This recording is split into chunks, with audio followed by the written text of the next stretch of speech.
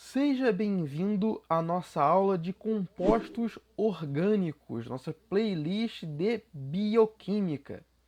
Na aula de hoje vamos falar sobre enzimas. A aula de hoje é muito importante e ela é uma continuação da aula de proteínas. Tudo bem? Então, vamos nessa. O que são enzimas? As enzimas são catalisadores biológicos que aceleram reações químicas essenciais ao metabolismo dos seres vivos, sem serem consumidas no processo. Elas são majoritariamente proteínas, com exceção das ribozimas, feitas de RNA e atuantes na síntese de proteínas. Cada enzima é muito específica para cada substrato, não podendo ser substituída.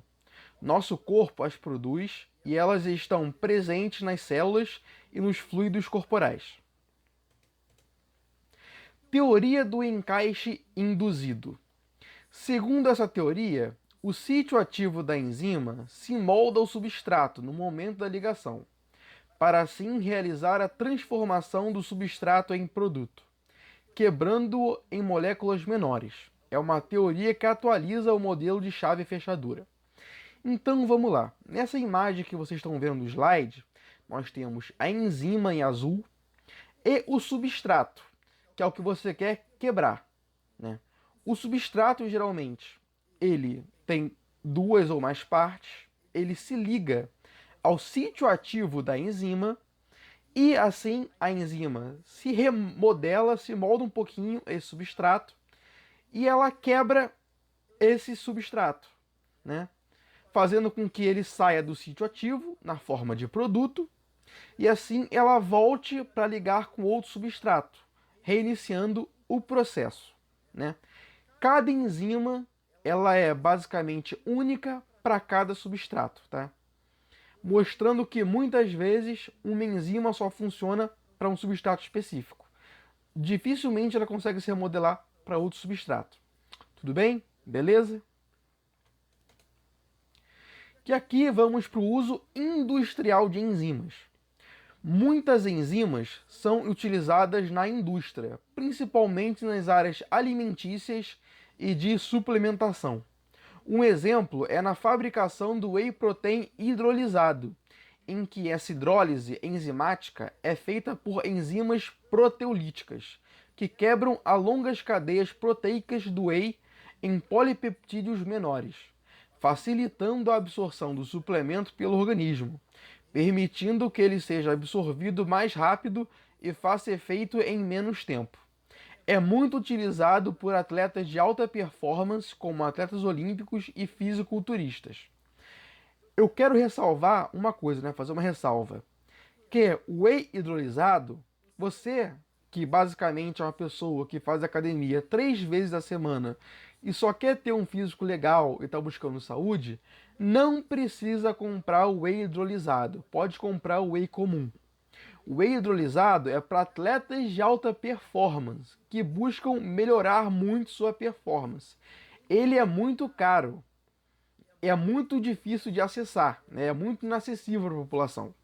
Então, só busque ele se você é um atleta de alta performance. Se você for uma pessoa comum que só quer buscar um shape legal na academia e saúde, pode utilizar o whey comum. Tudo bem? Beleza? E agora a deficiência enzimática. Algumas formas de intolerância são causadas devido à deficiência enzimática.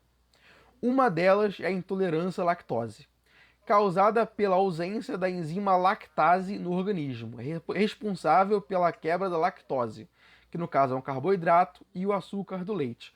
Nós falamos exatamente sobre a lactose na aula de carboidratos. Se você quiser se aprofundar, vai para aquela aula também na playlist de bioquímica aqui, beleza? E ela quebra a lactose, que é o açúcar do leite, o carboidrato, em produtos menores, gerando a galactose e glicose.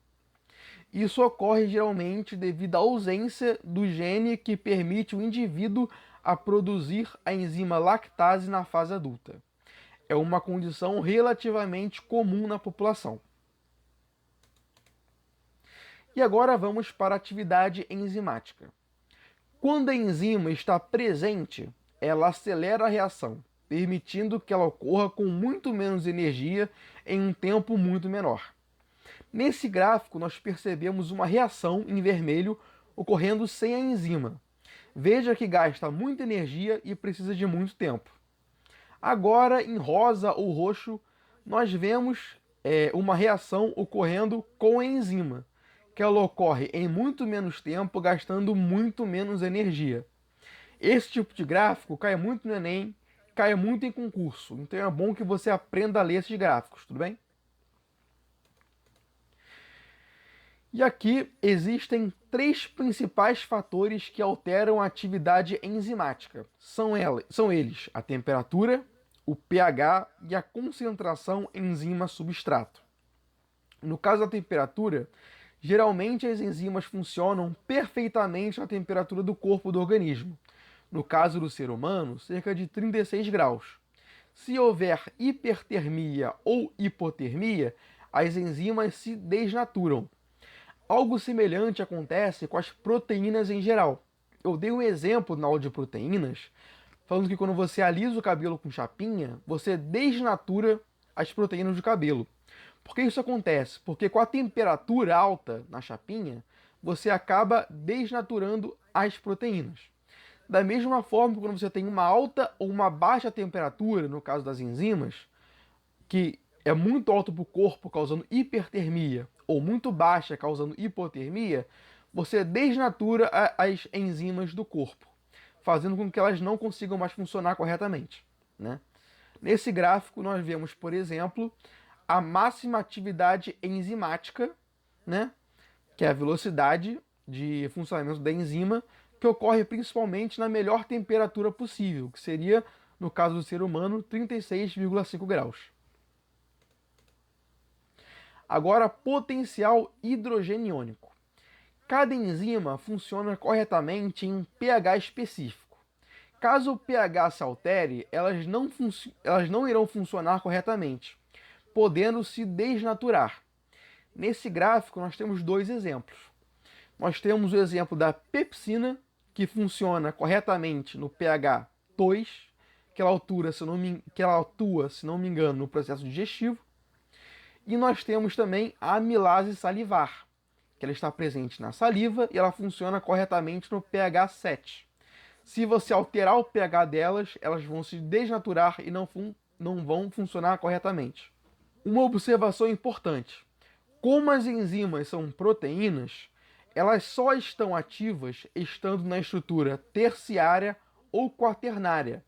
Nós falamos de estruturas de proteínas na aula de proteínas. Qualquer dúvida você pode voltar lá para assistir. Tudo bem? Agora, concentração enzima-substrato. Como o número de enzimas é finito no organismo, quando há uma grande quantidade de substrato, a velocidade da reação enzimática chega a um patamar máximo, mantendo-se constante, saturando o sistema. Nós percebemos isso nesse gráfico. Como você tem uma concentração muito alta de substrato, a atividade enzimática chega ao máximo de velocidade, levando a uma saturação, como você pode perceber nesse gráfico. Ele se mantém constante. É bom, relembrando, é bom você aprender a ler gráficos, ok, gente? Principalmente com relação a enzimas, que toda a questão do Enem e de concurso sobre enzimas sempre cai na forma de gráfico. Então é bom você aprender a ler, tudo bem? E agora os inibidores enzimáticos. São moléculas que se ligam a enzimas, reduzindo ou bloqueando sua atividade. Eles se dividem em inibidores reversíveis e irreversíveis. No caso dos inibidores reversíveis, se dividem em dois tipos e se ligam temporariamente às enzimas. Isso é importante saber. Tem que frisar. Os inibidores reversíveis se ligam temporariamente às enzimas. E eles podem ser inibidores competitivos, sua forma é semelhante à do substrato, se ligam ao sítio ativo da enzima, bloqueando temporariamente a atividade enzimática. Ou seja, o inibidor competitivo se liga ao sítio ativo da enzima. como nós podemos observar na imagem desse slide. E também temos os inibidores não competitivos, que eles se ligam a outra parte da enzima para bloquear sua atividade e não no sítio ativo. Inibidores não competitivos não se ligam no sítio ativo, tudo bem? Como também dá para ver nessa imagem do slide.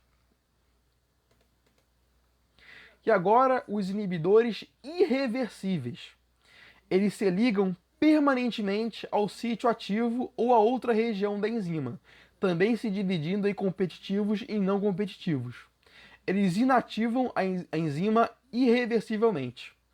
Alguns exemplos incluem o veneno cianeto e o antibiótico penicilina, dentre outros.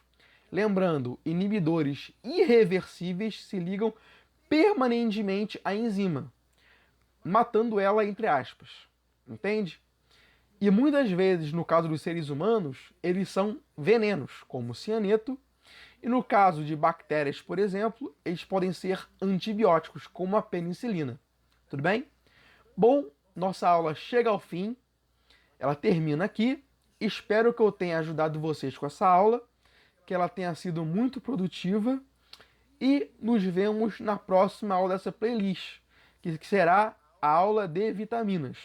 Então, até a próxima aula e valeu!